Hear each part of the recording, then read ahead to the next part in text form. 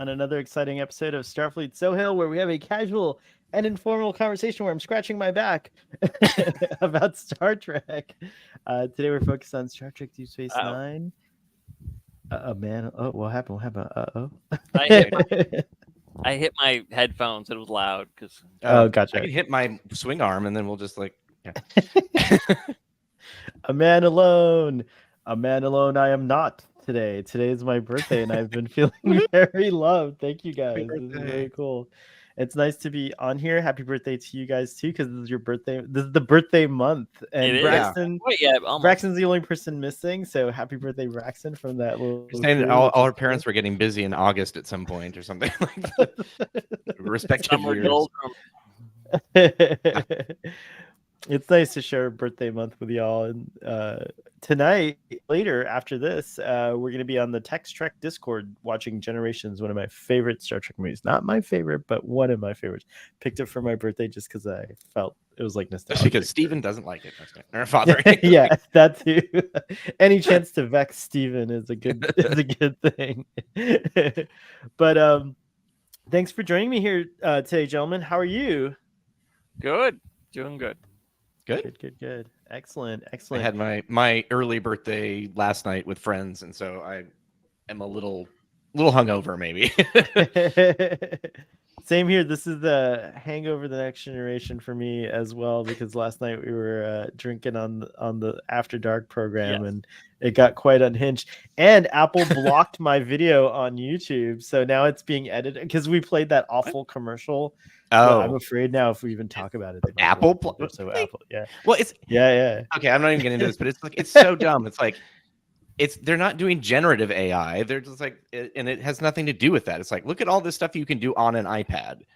They could have had it coming out of the iPad, I suppose, but it's just I know that would have been the pressing cool, thing is just really it's like the will it blend of a few years ago. It's just that. And I don't have there are so many other things to be worried about and upset about in the world. It's not an Apple commercial. Yeah, it's just I think for me, real quick on that topic though, it's just Apple usually doesn't do things. I guess they were doing that meme that there's a press that crushes things on TikTok, and I thought that they thought that that would be funny or whatever, but I did feel a sense of dread of oh, one day these things won't be around anymore because people just have digital versions of them. But then we think about Star Trek and we see that instruments and all these things do survive into the future. It's up to us, humanity, to make it happen. Not boring plays are mostly what the only kind of music that survives according to TNG is classical and concert music. So exactly. And it's an occasional gritty crime novels and really badly written novels from the 80s, I guess, apparently, about hotels. The audience is here. We've got quite a few folks already. Jill and Cake is Eternal, and I see Joel's in the audience too. That's so Joel. It's amazing you're in both places. And thank you for the birthday wishes, guys. It's very cool. Well, let's get started with this episode. Do either of you gentlemen want to take a crack at the episode story? By the way, today we don't have any slides and we don't have any of these banners because I'm just going to use my birthday as an excuse that I didn't get. I didn't plan enough time to do it, but I've got lots of notes, so don't worry, we're organized. What was that one picture of the green person? You're too busy last month. Because there was 7 people on screen? It was 7 people on screen. It was wild. But I am going to put up that picture that you sent on the chat, and then I'll remind you to make your point because that was great. So here we go. So which one of you are going to do the episode summary? None of you? One of you? I am not good at that. This was an easy one. Okay, Joel, you do it. Yeah, it is easy. I'll do the next one. I'll plan on that. Okay, perfect. For some of them are a lot harder, but this one is pretty simple. So, we start with a series. Well, I guess a series. Julian is being a pest to Jedzia, and that sort of is a theme which goes along the episode, but that's not really a major plot point. We end up there is a mysterious murder on the station, and it's a classic locked room, except locked holodeck mystery. No one else has entered or exited the holodeck, and we have a dead Bajoran in there who Odo knew. He tried to kick him off the station earlier. And then they start investigating that. They have to take Odo off the case because he's investigating his own. He's the main suspect. And then we find out that this person, cloned himself and killed his clone just to get Odo. And there's also another great subplot of Keiko starting the school on Deep Space Nine. And that's basically it. It's pretty simple for. And Bajoran's getting crazy like social media justice. Yes, they're lucky they did not happen more than once before, I think, in the show. Yeah, it's true. Maybe that's what happens when you've been like oppressed for a long time, and you just like want to take it out on anything and anyone. Yeah, it's a good point. What does it say about us? Because I feel like that's something that happens a lot. Maybe I don't know. I'm feeling pretty distressed in general. So. Yeah, exactly. Wage slavery and all kinds of things like that. Well, so, I mean, the pandemic, there was a lot of pent up. I think that a lot of the stuff that's happened is related to that. So it's in some ways similar. Yay, the other birthday boy is here. Braxton. Hey, Braxton. Happy birthday also. Your birthday stream was last week, so sorry I missed it. Hope you're coming to mine. It was fun. I know, I heard. I was so much FOMO. I guess we could get started with Dax. This was really interesting. I had forgotten the whole story, or kind of the idea. There's a lot of trans parallel narrative in this, which I don't know if it's just because now I've evolved that I'm seeing these things, because I never saw it before, but there's so much to relate to. Like 93, but even like I would say like 2015 I wasn't as aware, and I got to give a shout out to Jessie Gender, because I've pretty much been following Jessie's YouTube channel since just about like right after she had her surgery, and she was documenting the whole thing, like taking us along the journey and everything like that. So I learned a ton, and but what I love is what especially kind of resonated this time with in relationship to the trans community, and just all the kinds of things we're dealing with like like kind of the really awful things that are going on with trans legislation and discrimination and stuff like that, is when she says, "Learn to be comfortable with your discomfort, Benjamin." I wrote that down because I thought that was so poignant and cool. Like I thought that was like a great way to handle it and stuff like that. But yeah, what did you guys think? I related to that, at least with Dax. This is not the trans metaphor part, but I'll go back to that. The things that she said, like, "Oh, Julian, we don't like to get involved." The things that she said felt more like, "I don't want anything to do with you, so I'm just kind of making some stuff up," because that never comes up again. Yes, it's just like, okay, like, it feels very much like Dax is like, "You don't know anything about trills, apparently, so I can tell you anything." So I thought that was kind of funny. And in real life, I think it's just the writers hadn't really figured out that character yet, and we're just throwing out all these things to try to make her more like Vulcan-ish, like, and that kind of thing. So it was more like, I felt like in retrospect, you can kind of retcon it as like, I'm just not interested, or I'm gonna make it difficult for you, at least, if anything else. And the whole thing with the floating like ball, like that seems to be a Star Trek trope, is that there's some sort of game that you have to use your concentration for, or a ball or something, and of course it won't happen because the other person just can't concentrate or doesn't have the mental fortitude or whatever. So that was interesting. But no, I really love I love the whole metaphor thing. It's so much more applicable today. It just as more people know about the trans journey, so I thought that was great. Absolutely. Trek has a thing about having games be like transcendental meditation kind of thing. They're really into what is the game Tuvok plays? It's kind of Calto, right? That's kind of more like a checkers, right? Like, or not really though, actually. Sorry, it's not, because you do have to concentrate on it. Yeah, and then if exactly. It's always making something into a perfect sphere or a solid color or something, like. And if you screw up games Kelpo, it gets weird. Like yeah, that's true. That's right. Well, we've got Rubik's Cube. It's kind of like put all the colors together, and but beyond that, I don't know. Or I what don't was think the you one can in make a the? AAA, you have to meditate game, but No, that's true. Isn't there like a Star it Wars toy that exists. you have to like think and it Yeah, makes the thing float I like think the I had that, Force? or gave it to my dad or something. There's a lot of It's the only games thing I that can think are of like. literally uses your brain waves.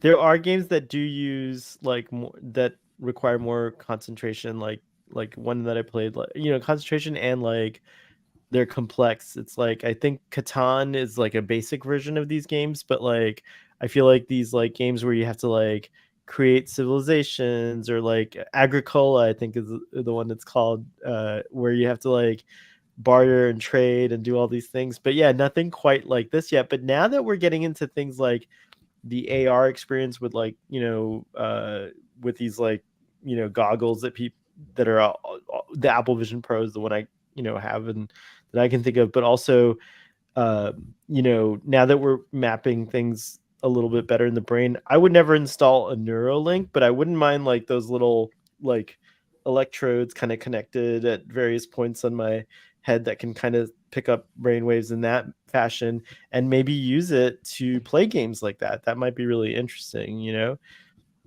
so yeah, who knows, one of these games might be around the corner, and maybe they are actually pleasant to play, because like from our perspective they just look like boring, like, oh, okay, great, you're maintaining a Oh, sphere. And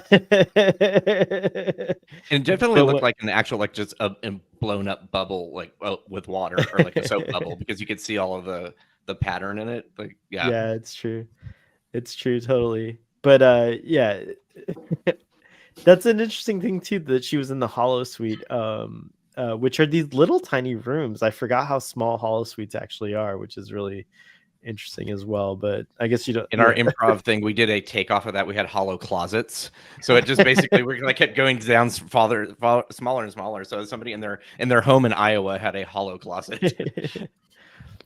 Oh, that was funny. Dax was hanging on Julian to make sure he couldn't focus. that wasn't hard. What's that perfume you're wearing? Oh my god, what a pest! That was so bad.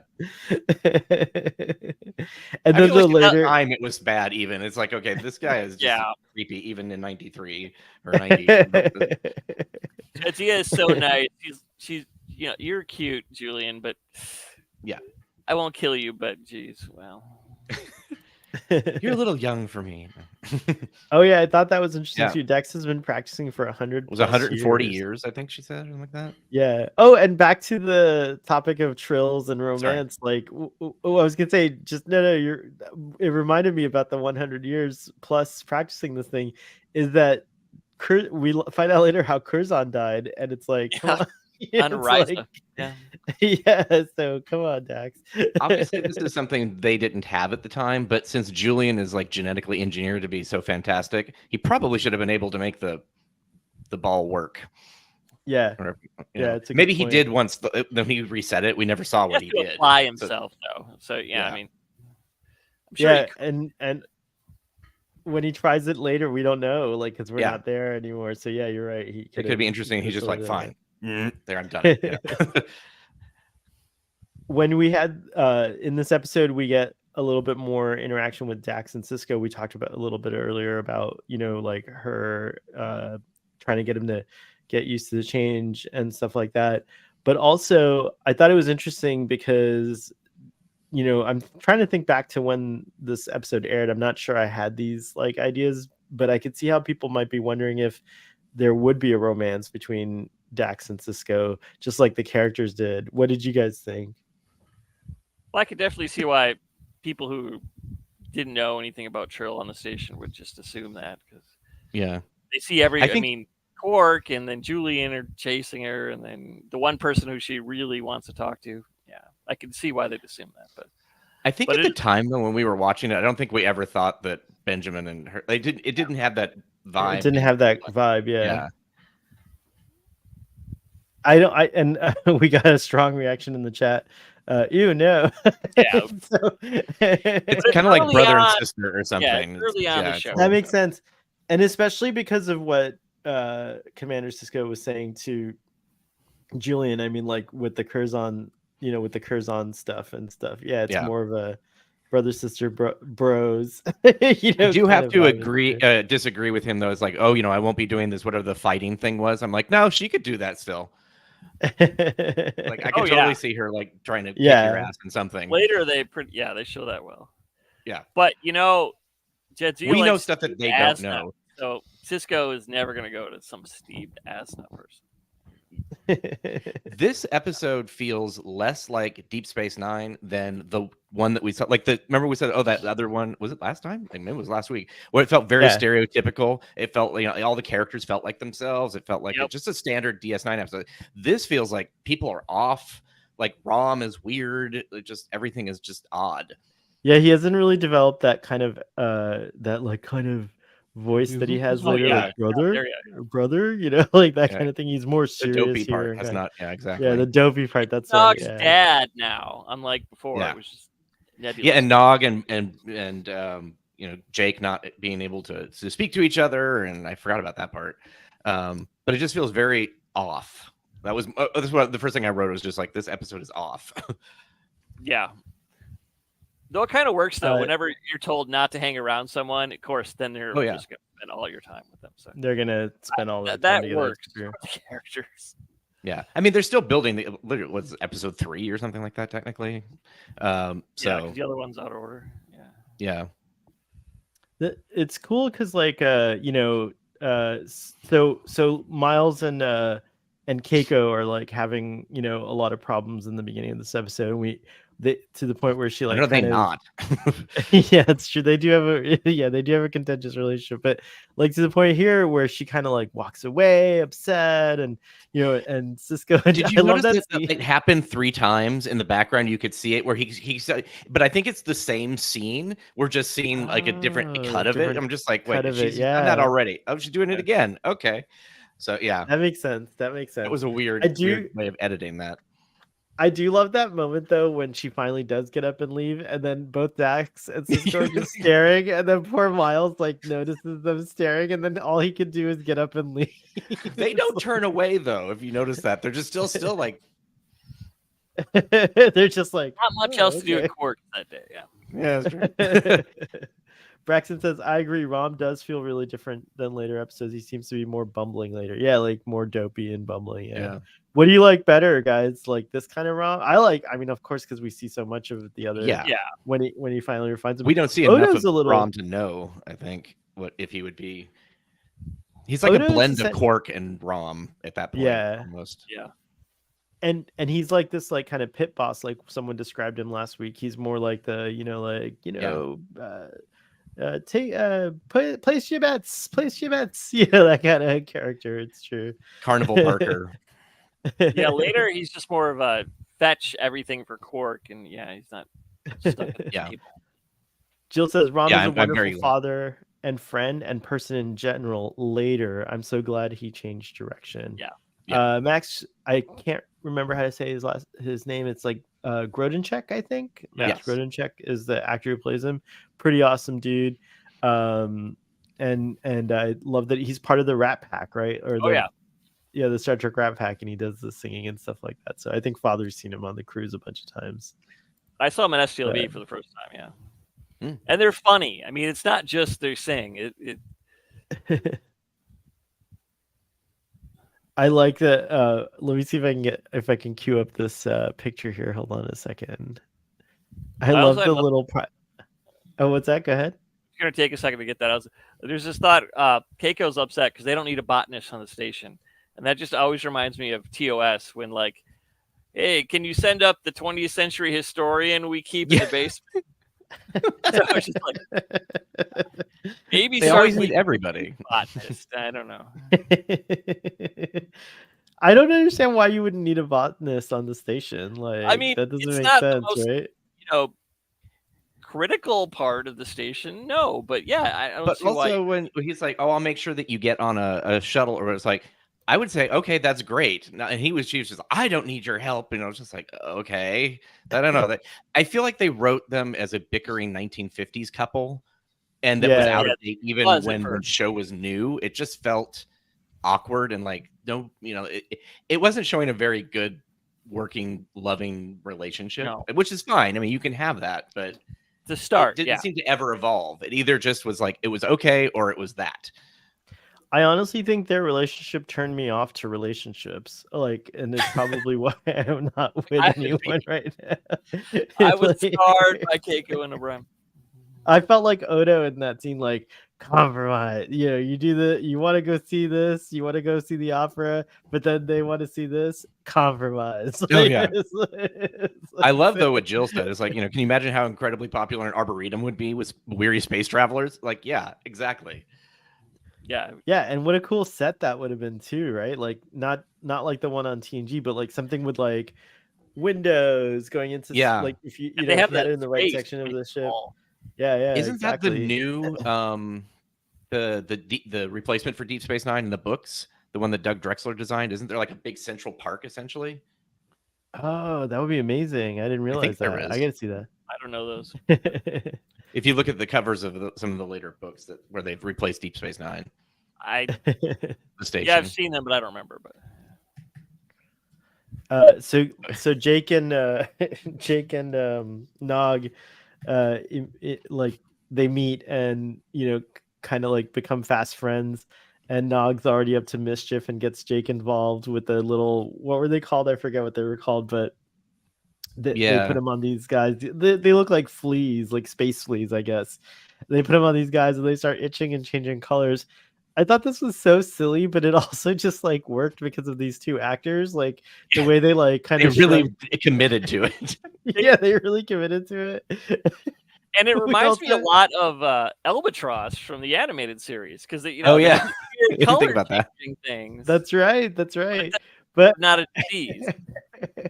It was funny because, first of all, the color changes. It's like chroma effects, right? That you do in like it's not like a hard thing, but you can see it cycling through the color, like the color, you know, patterns or whatever. The same one, and then I like the two Bajorans that are coming down the stairs and just kind of stop and like look at them like WTF.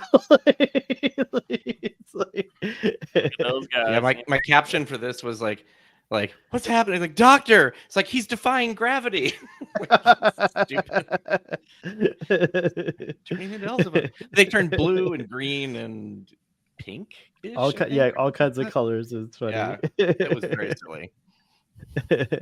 I remember it not being as good, like the effect, but in like watching it this time, I was like, either they cleaned it up somehow when they digitally transferred it, or it just didn't look as bad as I remember it. I thought it was more like a traditional kind of cheesy chroma key effect, but it looked it was actually and like in the picture, let me pull it back up, like there's like no, like it's very blended very well. There's no like reflection or bleed over onto anything else.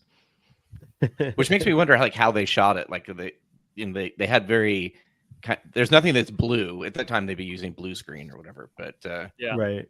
It looks like they're there in that location. Yeah, I think that's what I remember. The actual feeling tables like they weren't there in the background. Not it, but but you don't see like matte lines or anything, so I'm not sure. It's kind of interesting how they did it.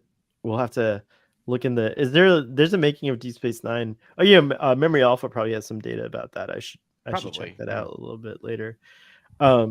Anyways, so that's kind of interesting that they showed all these pairings, right? Julian and Dax and Cisco, Miles and Keiko, Odo alone, and then Jake and Nog, and then we finally meet this character Ibadan, and I thought this was like he's paired with his clone, but... He's paired with his current clone. That's true. What did you guys think of the? What did you guys think of Ibadan and like the whole murder mystery and like how it played out with the clone and everything like that? Go ahead, Aaron. The two characters, they were so one-dimensional, or something. There was something about them was so cheesy, like shifter, murderer, shifter. Like what? Like it was just bad. I don't know. I just felt that guy. He's not the one who was murdered, obviously, but there was, and the whole like oh, he's in a holodeck and how nobody could get in but a shapeshifter, or you could have programmed the holodeck to kill him. Like that's why did no one think of that? It's just like there were some parts to it that's like they wanted to get to a specific outcome and they just sort of ignored that some of it just didn't make sense to get there, or was or is very cheesy about it or something like that. So yeah, it got us more information about Odo in some ways, but I think that whole thing could have been done a little more nuanced or something. And cloning, just like, oh, we're gonna just clone this thing. It's like that feels like that's against Federation laws, and like of all the things that we hear, it's like, so like, oh yeah, we just cloned this, but he'll be a part of Bajoran society. Well, maybe he's Bajoran, maybe it's not that, maybe that's the law or something, but just with Julian just cloning this thing, like, okay.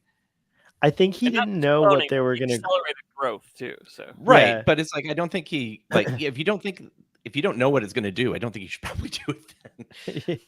I think, yeah, that was an interesting part about it too. I was like, been making biogenic weapons or something like that. We don't know. Yeah, totally, that's true. That was an interesting part about it for me. And years ago, when I did the Drunk Space Nine show, I posed the question, and I'll pose it to you guys: is it okay to kill your own clone?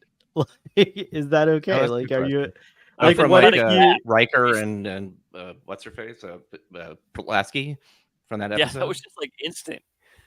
Yeah. Oh yeah. But like, I guess the way I'll go first, and I'll just say that, like, I think it totally depends. Obviously, like, you'd have to have a trial and everything like that. But there are some circumstances, like if someone created a clone of me and it was out in the world and I discover it, I'm gonna want to kill it. I don't want it around. Like, I want to murder that clone. Like, especially if I didn't create it. Right? No, but I'd be like, no, I'd be too mixing it without any problem. I'd be like, no, you don't deserve to be around. But also at the same time, there's something appealing about having clones of yourself going out and doing work for you and being you, so that you could just chill on an island sipping tippers on a beach somewhere. So it's kind of a tough, thanks, Aaron, for laughing at that. So it's kind of a tough question, but I do think that as far as Ibadan, going to jail, of course he's a bad guy and everything, like trying to frame Odo for murder. That, I think, is the offense, but he kills this clone. I'm not sure if that's like wrong in the legal sense. I would say it's wrong to kill just in general, but I'm not sure if that's because it's your wrong. cells, like yeah. How much control of your own body do you have, I guess, at that point? Or when does it become not your body? Audience, let us know. What do you think? Okay to kill your clone, yes or no? And Joel, what are your thoughts on the whole Ibadan thing? Well, I think it completely matters if is this person conscious? Have they? Can they think? Can they talk? Now they can do that for sure. That's a possibility from these clones, but they don't really get into it because, like, Julian grew his in what, a day? Yeah. Now, if you're unconscious the whole time and then you killed him, now that wouldn't be good, but it wouldn't quite be the same as if you just killed someone else who's been alive for however many years. I mean, does his clone, like you said, like when it was in the holodeck, was it just like essentially like a baby, like not knowing what was going on? And how did he get it? Did he have a duffle bag with? Like that's a good question. Just so they weren't seen. I know that. That's what I mean. That's part of the weird, like, this didn't work. Or do they just both walk in there and be like, "Hey, let's go get massages." Also, and it only recorded one because of one DNA's whatever. Yeah. And was it Ibadan that Odo had the interaction with in the beginning, or his clone that he had the interaction with in the beginning? Because Ibadan was wearing the Scooby-Doo mask the whole time, which I thought that was hilarious, by the way, that Odo really just don't go into why he's that mad at Odo either, other than he was arrested. They should have done a little more there. Like I said, if you dig too, it's a fun mystery. Then when you dig too deep, it's like, oh, this all falls apart. Whenever they show him in the old guy makeup and the hood, I always think, oh, it's Aragon, because you can't see him right away. But it's not. Braxton says the murder mystery the murder mystery was fun for me. I totally forgot about this episode. I liked how Kira vouched for Odo's character. I did like that a lot. And Quark was vouching for him too, which was crazy. That was very, very cool. Well, and even Cisco he did take him off the case just because of the way it looked, but he also put Dax and Kira in charge, which is also advocating for him in a way that he could as a station commander, I think. So I think he was doing what he could within his boundaries. Right. Jill says Bajoran law states killing one's own clone is murder. How did that come up before? Oh, that's interesting. I didn't realize that was a point. I missed that point in the episodes, but yeah, that's interesting. How did that come up before? And there is something about it because maybe I wonder if we've seen in Star Trek people dealing with population issues with having what was that TNG, right? Yeah. Where there are all these clone, like there's only really 5 people and they're all cloned or something like that. So yeah, is that the Up Long Ladder where they had the horrible that's Irish it culture? That was it. The other, that's exactly what it was. And I think this degradation, the stereotypes and the bland people come together and create a new people. That's right. And I think this is where that degradation thing that Julian was talking about, that was in that episode, right? So that was a nice little reference. I used that in my genetics class in college. I used a clip of that actually where they talk about replicative fading, which is like an actual thing. So I really loved my genetics teacher because she created tests that it had something of everybody's interest in it. So there'd be questions about like car racing or whatever somehow created, made sense. But I would get like, if a betazoid and a human have a child, like what is the empathic abilities if they come from the mother's side? Like how much is, so they would always give us questions that were part of our interest, which I thought that was really neat. I've never had a teacher do that really before since. Good on you, teach. Dan in Tennessee, hello, welcome to the chat. I think it's a first-time chatter, but how do you know that you're not the well, I guess he could chest. I'm having a crisis. Yeah, that Julian could tell, I guess. Julian could tell me, but now I'm having a crisis. Am I the clone? Julian's really lucky. What if that clone was a Gormangander or something, Kate says, no way. Oh God. Oh no. I'd make my clone work while I could enjoy. That's the other thing is slavery with an extra step there. They'd be allowed to keep wages. When you were saying chippers, which is not a real thing, when they were talking about steamed Anza, I had to look it up. It's like rolled Anza. I'm like, what is that? Is that like a weird, a real food term? No, it's not. It's apparently something that just exists in Star Trek. A rolled. In Star Trek. It's a type of food preparation of some kind.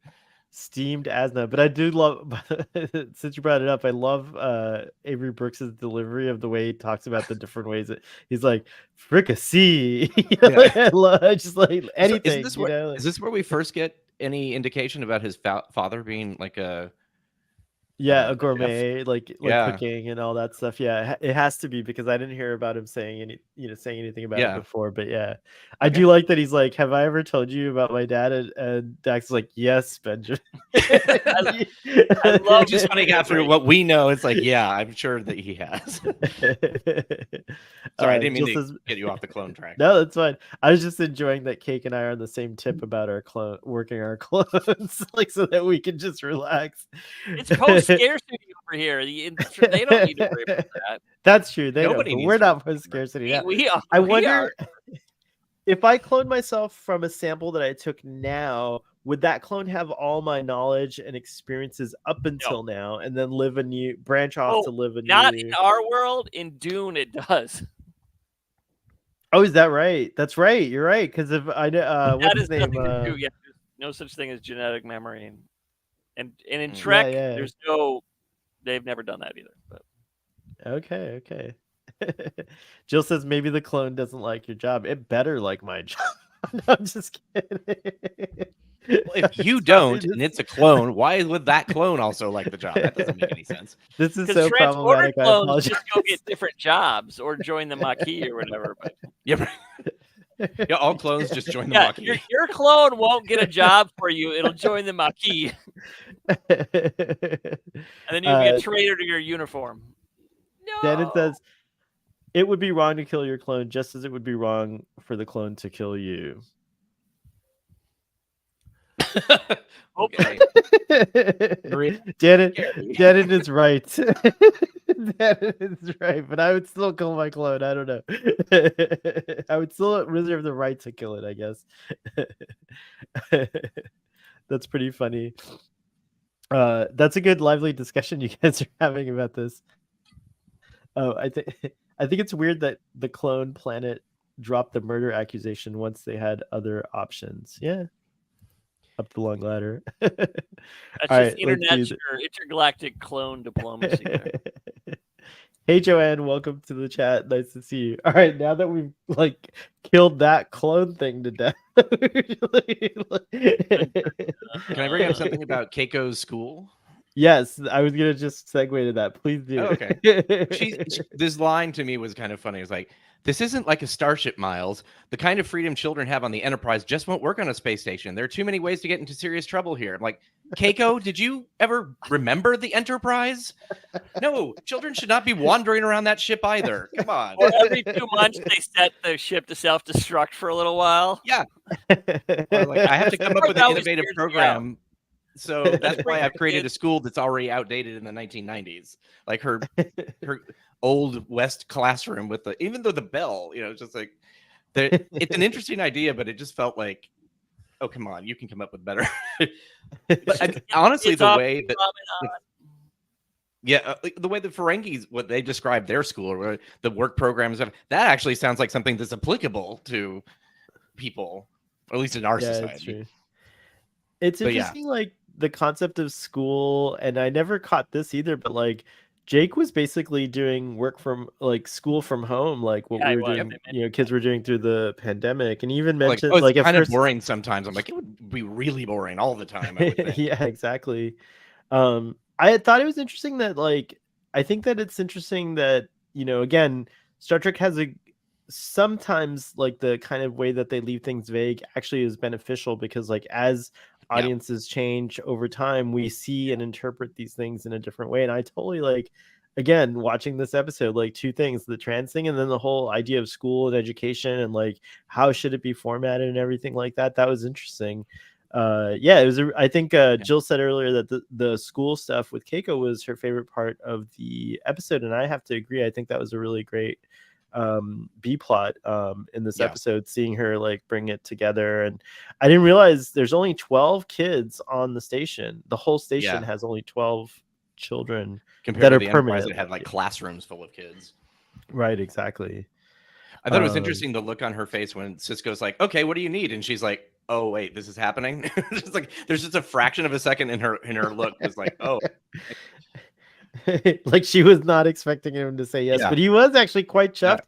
And I love that scene at the end where he's like, he drops off Jake and he sees like Rom drop off Nog, and then those two other kids come in and stuff, and he just like stands outside the door for a moment and gives this like big smile of like excited, like he's really happy about this. I love that. I was like, wow, that's very cool.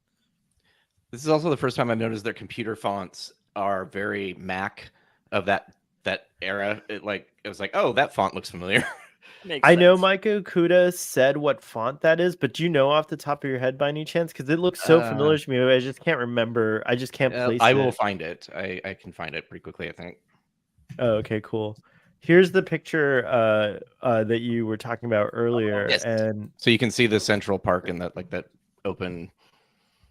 That looks like the Benny Russell version of Deep Space Nine, right? Like the kind of one he designed. Yeah, it's pretty cool. So wait, is this supposed to be a concept of what Deep Space Nine looks like later? Like what it would look like? Yeah, this is the replacement. I think the station gets destroyed or something in the books, and then this is the replacement. I didn't realize that. Very cool. It's Beijing font, I think, is the name of it. Oh yeah, that's what it has to be. That that rings a bell. That is pretty cool. I love that they retain like the Cardassian kind of thing with the arms, but then it does completely look more. It looks more like a Federation. Yeah, it's very neat. It's almost like a spinning top. Yeah, it almost is like that. I guess you don't need those. That little that floating part on the inside on top is interesting, between the top of the pylon and the park. Yeah, totally. Oh my gosh, I was just thinking of... What's that? I assumed I just couldn't see the supports. Yeah, they must not be able to see the support because it looks like it's just floating. I'm like, how does that work? I also like the idea that they're using the rear of the saucer section of the Enterprise to offload and unload. I'm imagining that like the docking bay could open and then you have a clamp or something that fits over that. and they can just offload and onload. Yeah, because it looks like you can see the little whatever the connection port to the right hand side of the image. Yeah, it looks like it's probably the similar thing. You got to be careful unloading those barrels; they kill people. On the Another thing that's dangerous on the Enterprise: barrels. Oh, good God! Cake says, true, the station has more stranger danger, but the ship has more explosions and cutting of life support and kind of danger. It's true. Both of them are dangerous for children, I think. After the Cardassians threatened the station in the premiere, I bet Keiko didn't feel any safer than on the Enterprise from explosions either. True. I think season 7.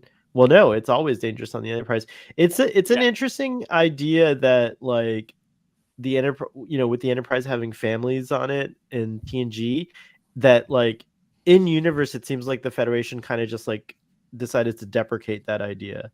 Like you don't really see. I mean, you saw the Saratoga in Deep Space Nine with families aboard, but like I don't get the impression that it was as much as on the Enterprise D. And then later, it's gone. Like you pretty much don't see families anymore on ships. It's gone back to like how it was in the TOS era, which is interesting as well. Since the Enterprise D was the big, Oh, sorry. I was just saying, putting kids on battleships is probably not good.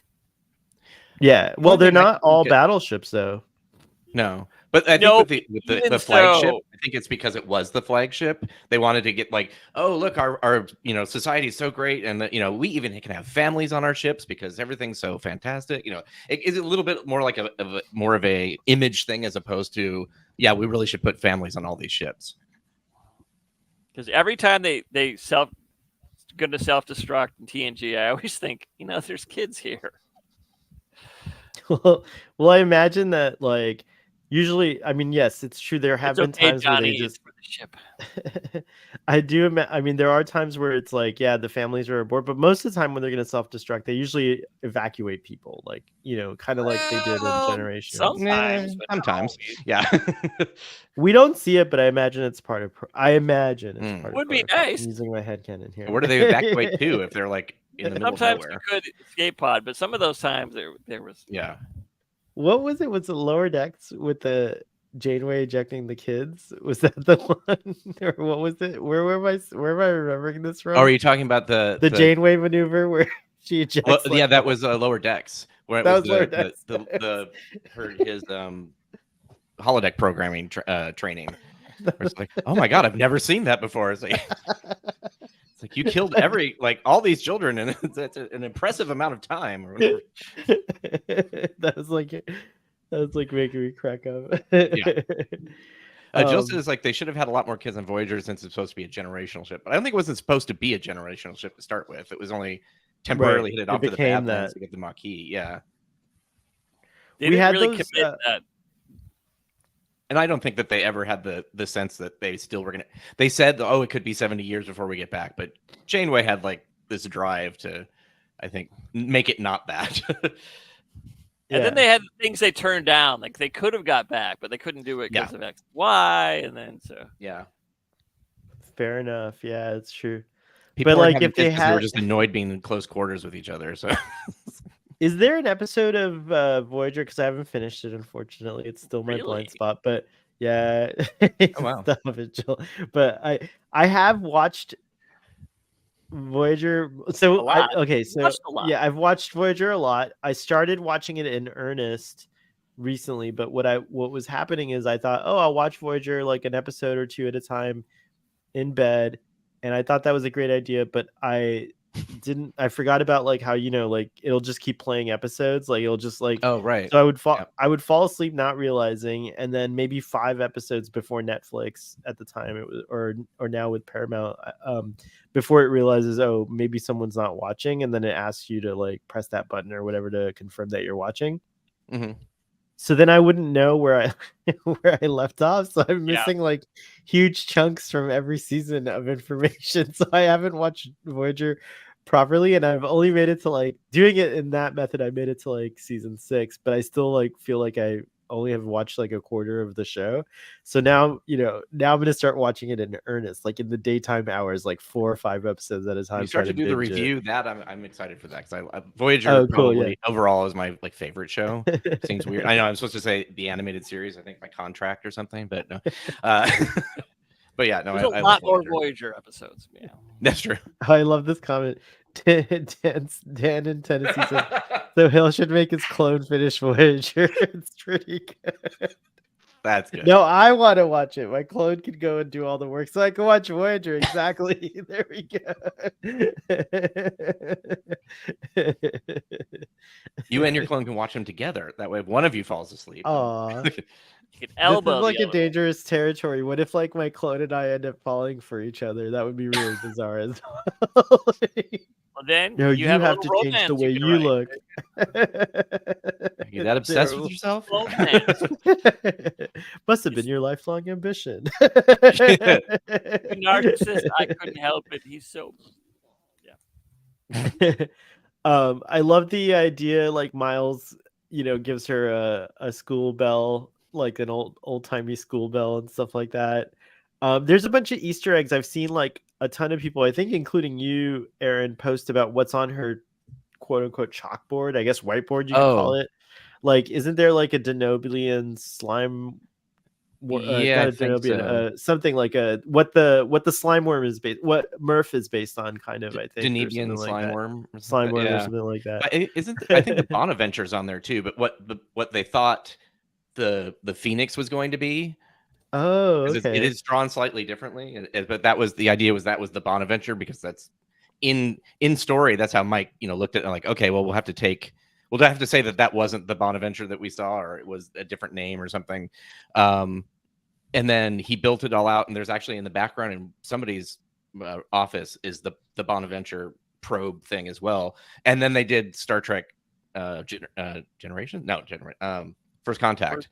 And suddenly it just became the Phoenix and something. So it's like all that history was just thrown away. So I don't know how that. Maybe that's a time travel change or something like that. We can say. There we go. Yeah, it could be. So, but I believe it. I believe that's also on the board too. I have to go look, but yeah. Oh, cool. Very cool. I think we see a tribble at one point, like a split open tribble. I think there's a tribble or something, a diagram and stuff like that. It's gonna be it's a neat it's a neat little Easter eggy thing going on over there. But I guess let me see here. We didn't talk about the conclusion. So yeah, the Scooby-Doo mask. Come on, but now I guess after watching the Mission Impossible films, like they kind of do the same thing. It's like the masks are like so thin and they just like rip them off. So like maybe DS9 was just ahead of its time, and there's a lot of tech inside of that rubber mask. It's a Breen mask. It's a Breen mask. It's true. But yeah, what'd you guys think of all that? The mask was just like, well, yeah, you knew it was gonna be him. Yeah, that was fine. Yeah, it's in the future. They can have fancy Scooby-Doo masks. I mean, his height changed slightly, I think, even at some point. That's right. Because he seemed taller when he was the older guy. He did seem taller when he was the older guy. It's true. But that could just be maybe the cloak or something like that. You would think that they would find an actor who's like, they were relatively the same height, or use Apple boxes or something to elevate. Yeah, even. I will say this: it was pretty good editing, because you do like the way that it cut, like it looked pretty seamless. It was pretty good. Yeah, I have to agree with that. Joel, oh man, so Hill's relentless shipping makes an appearance. Yes, it is relentless. I am always shipping everything. But I guess we covered every point about this episode. Talking about you guys, I think I appreciate. Go ahead, Joel. Yeah, I just thought it was as they characterize everyone turning against Odo, the evil shapeshifter. The part where he goes into quartz and everyone gets up, including Morn, to get away from him. Yeah, I forgot to talk about that. Yeah, Jill asked earlier if A Man Alone is a reference to Odo. I thought that's what it was. Is it something different? And well, the guy died in a room alone too. That's kind of, it's both, but okay. I think that's what I saw it as both. And it's also that was sad that even Morn got up. Oh, and Julian's the man alone too. It's true. He's trying not to be, but I have the champagne. Oh my! It's on ice. That's not helping. It's gonna stay on ice. Just keeps just like his ice. relationship in his bucket. That's pretty funny. Yeah. So what I was gonna say is like watching this episode over the years, like I never really like thought of it as like, you know, too great an it's just another standard episode, but it's actually pretty, you know, there's a lot now that I'm like I've kind of seen it sober first of all, but like with some of the I think the concepts and the discussion that can come from this episode are really worth the while. So I'm gonna give this episode a solid 8.5 as my rating. And you know, I think I enjoyed it a lot more this time around. So yeah, who knows, some other Deep Space Nine episodes that I didn't consider might, you know, somehow, you know, be better now because of context and stuff like that.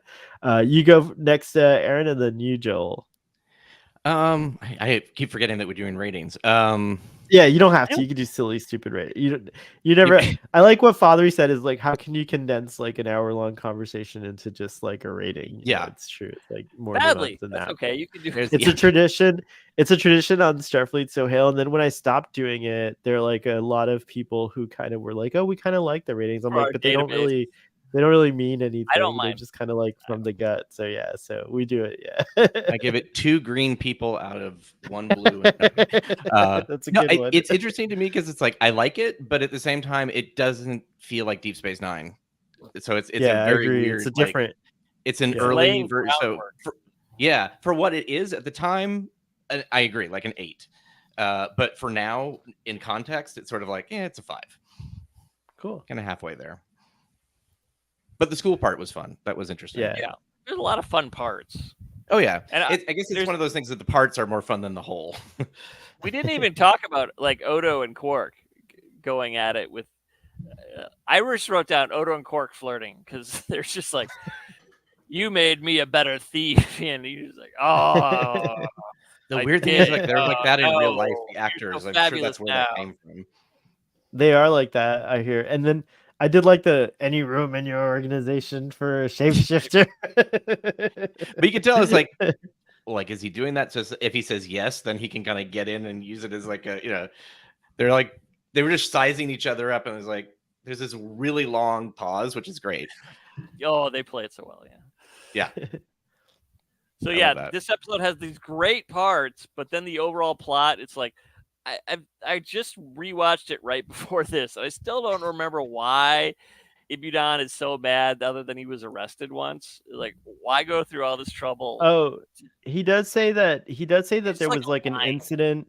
Odo does say that there was an incident in which there was like a sick child that needed medicine, and because Ibudan was so ruthless, kind of he didn't sell the medicine, right. and so that's kind of like where Odo's beef with Ibudan comes in. Where does Ibudan? Why is he so mad? I guess I don't know. Yeah, it's.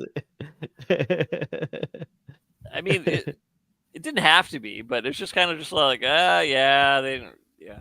I mean, I definitely don't like Ibudan, but I think he's just trying to screw over Odo. And you know, that's something else we didn't talk about. I guess we get the first kind of like references of what Odo was like under Cardassian. Yeah. And you know, oh my gosh, like now we're gonna go for another hour because I forgot. No, I'm just kidding. We're not gonna go for another hour. But one more thing, I did like that scene where Odo, in his mind, is kind of like, you know, the minutia of law changes from like occupation to occupation, or you know, whatever, but justice is justice. But then Cisco like slaps back with like, well, if you can't do the job, I'll find someone who does, because there is something very important about the law and everything like that. Because it's true, Odo doesn't get to decide what is justice. It has to be a consensus. So yeah, I did like all that too. So and that's good thing that you mentioned that, Joel. Earlier, he doesn't say it about law, but he does tell Ibudan when he's going to throw him out. It's like, I decide who has rights on the station. Right, he does. So yeah, Odo does need to be reined in. But Odo does need to be reined in a little too, because he does he's still in that mentality. I guess he was affected by the Cardassian occupation because he had more kind of like I guess Free he was reign, more yeah. oppressive. Yeah, he was allowed to be more oppressive, whereas like under like a more fair society, like the police are in check. They're like they have limitations as to what they can And do under and the methods Cardassians, that it they was can don't do. arrest Cardassians, but Right. otherwise, yeah, go on. Yeah. So good. I'm glad we got that in this conversation before we ended. But what was your rating that you get? I heard you give a rating, but I talked over I was you. gonna say 7. Okay, cool. So The character stuff is great, but the Yeah. overall plot with the murder is just kind of like yeah, thing of the week, and it feels like the murder that could have been in the Hotel Royale, like if that was a murder mystery. It's just like it's got that kind of feel to it. oh no, they're that dead. makes sense. And Yeah. then oh, there's a reason, but yeah, it's not really important. Well, folks, this was really fun. I really enjoyed this conversation. Before we go, though, Joel, tell folks where they can find you online and anything you want to promote. And then, Aaron, let's talk about the Lower Decks stuff. Oh, yeah. And then because it's coming up fast. And know, they got like, on the news. fast. I saw that Yes. Mike I haven't had a chance to but I saw a quick blip on my Twitter screen about Mike McMahon. His mother sent it to him. Yeah, it's very cool. So go ahead, Joel. Where can folks find you? Well, okay, right here, I'm Valis on Twitter. That's where you can find me. And I'm also, if you search for Ann Valisock on Letterboxd, you can see all my movie reviews. And this month is Murder Mystery Mayhem. Oh, how appropriate. One murder mystery a day and reviewing it on Letterboxd. I just finished the 4 1930s Nancy Drew movies, which were cool. fun. They're like all on archive.org. Yeah, they're young Lois Lane. Basically. Yeah, those are really I had a good time with those. Oh, super cool. And I think that was everything. And of course now Joel's online and you can find him on these streams, a bunch of streams, so check him out. Aaron, what's going on over in your part of the world? So besides the thing we'll talk about afterwards, I have a comic book cover coming out next month for Sons of Trek. It's the 3rd issue, and it's got Nog and Shaw together, and a Breen actually in the background. All the Trek is good. Yeah, those issues that I'm liking that series. Yeah. So I was really happy that I got to draw Aaron. When I was doing the sketching, I actually sent it to his wife and said, I don't have really good, what am I trying to say? I'm not very confident in my abilities to draw people or make them look like they're supposed to look. I'm like, does this look like, I just sent it, it's like, do you know who this is? She's like, oh my God, it's Aaron. Like, okay, good. Then I was fine. I was like, all right. So that's super rad. Yeah. Melissa Longo, who's on the 7th Rule, which everyone should go check out that podcast too. It's very cool. They're doing TNG now. Yeah, it's super cool. So the Lower Decks thing we're talking about. So we have started like a little initiative that gotten bigger now. There you go. So it's All Hands on Decks Streamathon. It's like a name that came from like 3 different names. They just sort of glued it all together. It felt very Lower Decks. The idea is to do a global day of streaming. So everybody gets on Paramount Plus or their equivalent service and watches the show all day, and to see if we can make a blip in the ratings of Paramount. We are not under any delusion that they're going to uncancel the show, but it's possible that it might help them decide if they're going to do a movie afterwards or some other.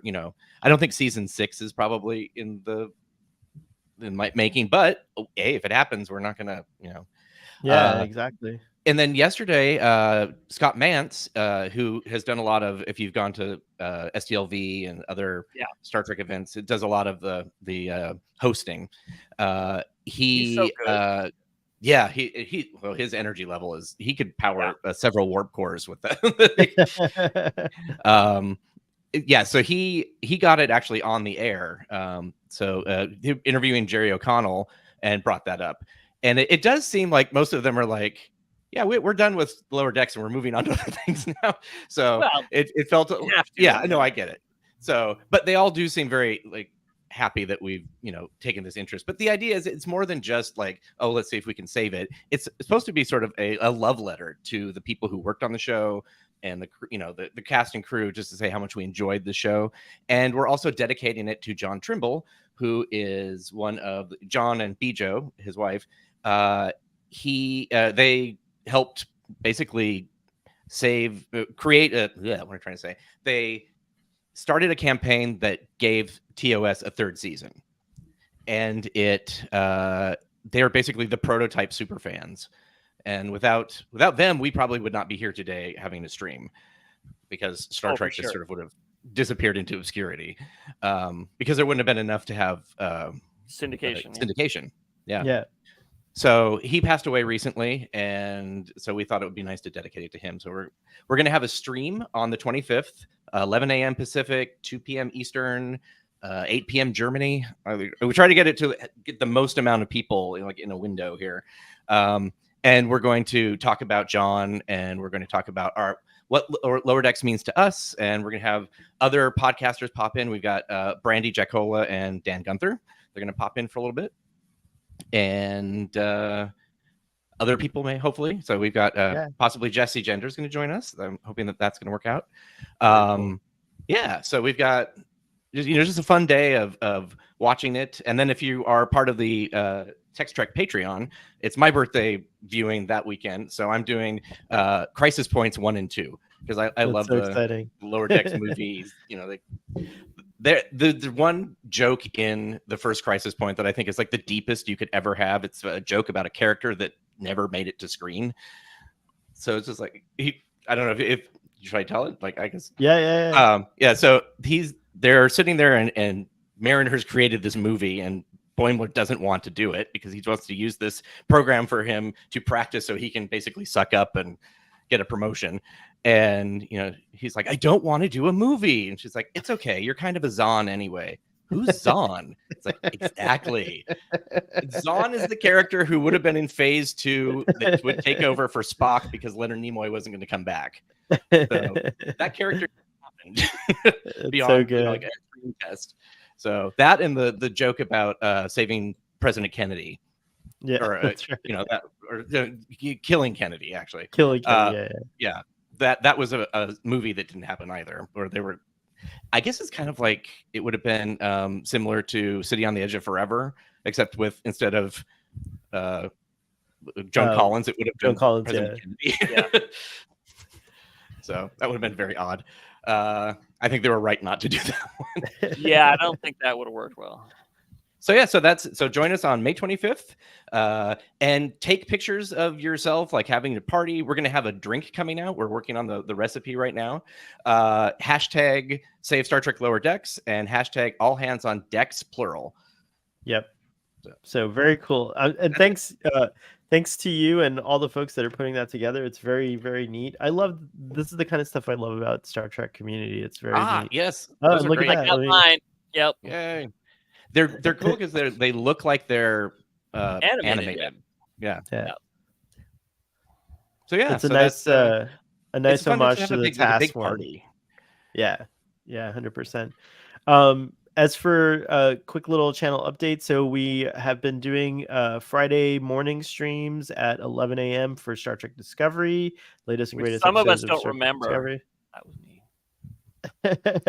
And then at 5 p.m. we are doing Lower Decks because I never covered it live. I had a family tragedy last year, and so it just threw everything off.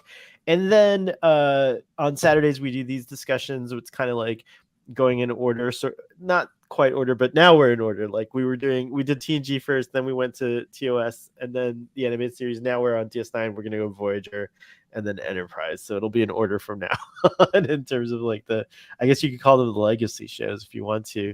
But next Friday, more than likely, we will be recording those episodes in advance because I'll be traveling. I'll be visiting my Romulan friend, Sub Commander Tall in Washington, D.C., and seeing the Enterprise at the Smithsonian. So I'm really excited about that. So there won't be a live discussion next Friday. And then next Saturday, we are not going to be doing Babel. We're going to do it the following week for your birthday week. So that'll be exciting too. So that'll be really neat.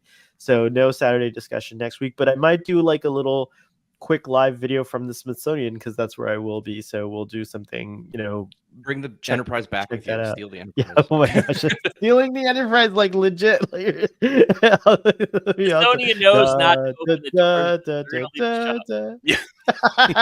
You're like, oh, we saw the movie. Oh my gosh, That's funny. You just gave me a great idea for a gag, like in a movie. That's a great. Oh my gosh, fantastic. Well, anyways. Thank you, audience. If you haven't already, please smash the like button so we can confound the YouTube algorithm. Consider subscribing consider subscribing if you haven't already. And wish Sohail a happy birthday. Yay! Thank you. Thank you. Happy birthday to me. There's a birthday in that nebula. All right.